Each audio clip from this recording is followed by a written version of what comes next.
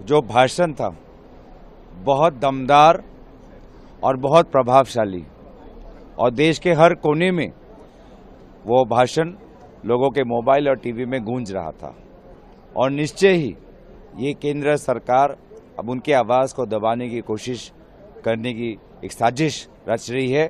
उनके हर साजिश से मुकाबला करने के लिए कांग्रेस पार्टी तैयार है। और रेलवे मंत्री ने कहा है कि हम रियल मिनिस्टर हैं, रील मिनिस्टर नहीं है। वो डिरेलमेंट मंत्री है। पिछले 2 साल में कितने डिरेलमेंट हो चुके हैं? पिछले 2 महीने में 4 मालगाड़ी डिरेल हो चुके हैं।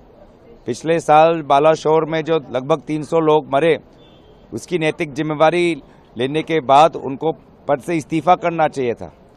खुद जो वो विफल हुए हैं उसको लेकर तो आत्ममंथन नहीं, इतिहास के पन्ने खोल रहे थे। तो ये बीजेपी की ये परंपरा है।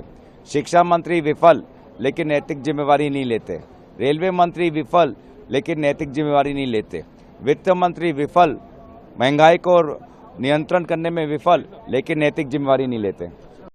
जो भाषण था बहुत दमदार और बहुत प्रभावशाली और देश के हर कोने में वो भाषण लोगों के मोबाइल और टीवी में गूंज रहा था और निश्चय ही ये केंद्र सरकार अब उनके आवाज़ को दबाने की कोशिश करने की एक साजिश रच रही है।